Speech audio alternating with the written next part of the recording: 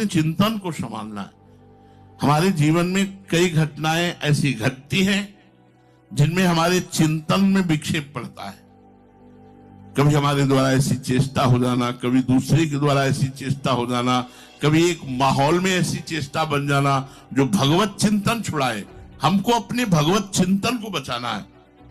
जरूरी नहीं कि हम शाम तक जिए, अरे यार चलो 2-4 दिन हम इस प्रपंच को देख लेते हैं, फिर शांति से भजन करेंगे। नहीं, पता नहीं शांति मिलेगी इसी प्रपंच में, रास्ता अंतिम पूर्ण हो जाए।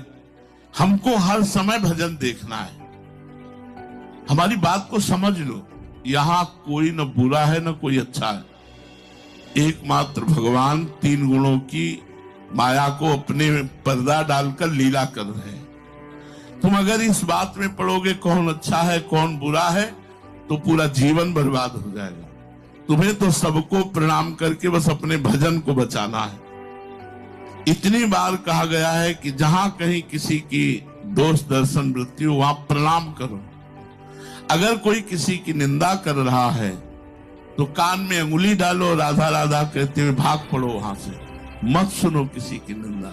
हम भगवत चर्चा सुनकर भगवत भाव बनाने आए कि निंदा सुनकर के दोष भाव बनाने आए?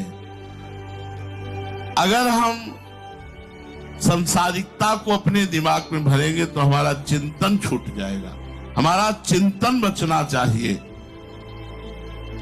जो संसारिक लोगों से संबंध रखते हैं, संसारिक कार्यों से संबंध रखते हैं, देवी देवताओं से संबंध रखते हैं, लेकिन भगवान से संबंध नहीं रखते, तो उनके पुण्य तो बढ़ते हैं। अगर पुण्य किया तो क्षीणे पुण्य मृत्युलोकम विशंति, पुण्य क्षीण हुआ फिर मृत्युलोक में आ गए। लेकिन मेरा भजन करने वाले मेरे को ही प्राप्त होते हैं। इस भाव को लेकर भगवान कहते हैं मद भक्ता यान्ति मामपि, चाहे जैसा आचरण करने वाला हो, ये भगवान के मार्ग में छूट हो जाती है। जीव कैसा ही आचरण क्यों न करे, दुराचारी से दुराचारी क्यों न हो, आखिरकार वो मेरा भक्त है। इस बात से, इस संबंध से मैं उसका कल्याण कर देता हूं। यहां आकर के बात पूर्ण होती है। ये करुणा किसी में नहीं, न किसी व्यक्ति में है, न किसी देवता में है, न किसी गुरु में है, न किसी संत में है। ये नहीं है, ये नहीं, गुरु में भी नहीं। अगर शिष्य में दोष देखेगा तो गुरु निकाल देगा, नहीं निकाल देगा। मन से भले ना निकले लेकिन बाहर से हटा देगा। अगर संत तुम्हें अवगुणी देखेगा तो बाहर निकाल देगा। देवता तो कोई पक्ष लेता ही नहीं है, जब विपत्ति आती है वो तो उतना ही पुण्य भर का फल देता है। और मनुष्य जय जयकार हो रही तो साथ में खड़ा है, अगर निंदा होने लगेगी तो देखेगा भी नहीं और हंसी उपहास करके। और अगर आप कहीं निर्धन हो गए, रोगी हो गए, तो आपकी गली जाना बंद कर देगा, क्योंकि वो समझेगा कुछ मांग न ले। भगवान के समान हित करने वाला कोई नहीं। तो भगवान के समान हित ऐसी, जब आचार्य और कृष्णदास जी में, तो आचार्य ने एक दिन देखा श्री विठलनाथ गोस्वामी जी ने कि श्रीनाथ जी जलेबी का भोग पा रहे हैं। जब वो भोग लेके गए तो उनका, हमने जय जय जलेबी का भोग तो लगाया नहीं और बाजार के भोग लगता नहीं, फिर आप ये जलेबी कैसे पा रहे हो?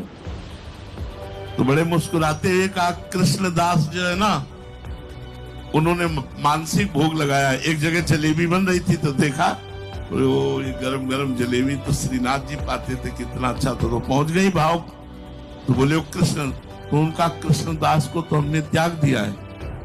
तो उनका, देखो आप आचार्य हो, आप गुरु हो, आप त्याग सकते हो, लेकिन एक बार जिसको हमने स्वीकार किया उसे त्याग नहीं सकते, श्रीनाथ जी ने कहा। तो हुआ ना, गुरु ने त्याग दिया लेकिन इष्ट ने त्याग नहीं किया। उमा राम समहित जगमाही, गुरु पितुमातु बंधु को, उनके समान कोई हित करने वाला। कह रहे मद भक्ता यान्ति मामपि, सब छोड़ सकते हो, क्योंकि सब गुण के पुजारी हो। अवगुण करे समुद्र सम गणत ना पनो जान, राई के सम भजन को मानत मेरु समान।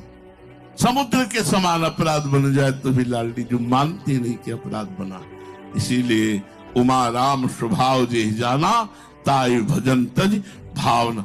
ना कोई मनुष्य, ना कोई पदाधिकारी, ना कोई शिष्य, ना कोई संसार का या संसार से जो और भी लोग हैं उनमें देवता ऐसा कोई है कि अवगुणों का पक्ष ले ले, दुराचारी का पक्ष ले ले। वो केवल एक भगवान है, अपिचेतु दुराचारो। इसीलिए भगवान के समान प्यार करने वाला कोई नहीं है। जो दुराचारी से दुराचारी आचरणहीन है, पर वो मेरा भक्त है, इस बात से मैं कल्याण कर देता हूं। ये बात उसने केवल मेरे से संबंध जोड़ा और आसक्ति और आग्रह पूर्वक विषयों का सेवन किया। आसक्ति और आग्रह पूर्वक, लेकिन संबंध मेरे से जोड़ा, इस बात से मैं उसका कल्याण कर देता हूं। ये समझ के परे की बात है। आसक्ति पूर्वक विषयों को भोग रहा है, इसको कैसे भगवत प्राप्ति होगी? बोले इसलिए भगवान को अपना मान लिया है ना, इसलिए इसको भगवत प्राप्ति हो जाएगी। विषय सेवन उसको नहीं प्राप्त कर पाएंगे। अगर संसार की आसक्ति और आग्रह है हमारे अंदर और भगवान से जुड़ जाते हैं, तो संसार की आसक्ति और आग्रह एक दिन नष्ट हो जाएगी और भगवान कृपा करके अपना हमें स्वीकार कर लेंगे। भगवान का विधान भगवत स्वरूप होता है। भगवान अपनी सत्ता से अपने भक्त का कल्याण करते हैं। जैसे कोई गोदनामे ले ले, बिल्कुल गरीब का लड़का है, दरिद्र है, लेकिन वो खरबपति है, तो हो गया ना खरबपति, तुरंत खरबपति हो गया बिना कमाए। ऐसे ही भगवान की शरणागति है। भगवान की शरण में होते ही जीव जैसा भी मलिन हो, भगवान उसे निर्मल स्वभाव वाला बना देते हैं, भगवान उसे संत बना देते हैं।